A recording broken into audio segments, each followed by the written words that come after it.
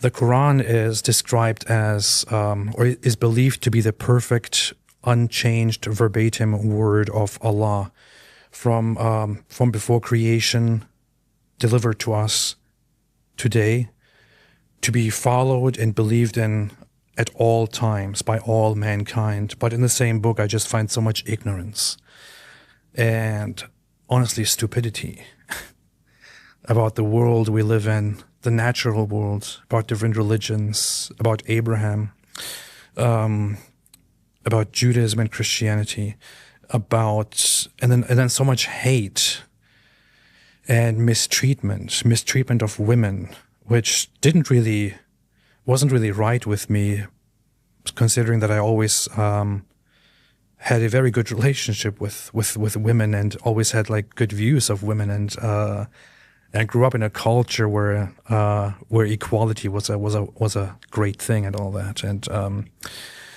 there were so many questions that I just couldn't properly answer. And when I looked for answers, I found that they are focused on distracting and just explaining away instead of simply answering the questions, including things like how Allah describes how He brings the sun from the east and it goes into a muddy pool at night. That's where the sun goes when it goes down.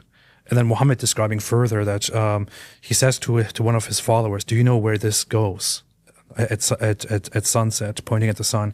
And his follower says, "Allah and his messenger know best." And Muhammad then starts explaining and says, well, it travels until it reaches the setting place, the setting place where it then prostrates under the throne of Allah and asks for permission to rise again in the morning, and Allah gives it permission to rise. So then it goes back to the place of rising and rises again for the next day, until some point in the future, Allah will not give it permission to rise again, and will say to it, "Go back where you came from."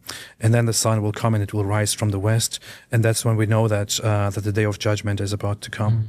And all my life as a Muslim, I heard that one of the signs of the end will be that the sun will rise from the west. And suddenly I read it and I see how this is actually introduced. And it's so stupid.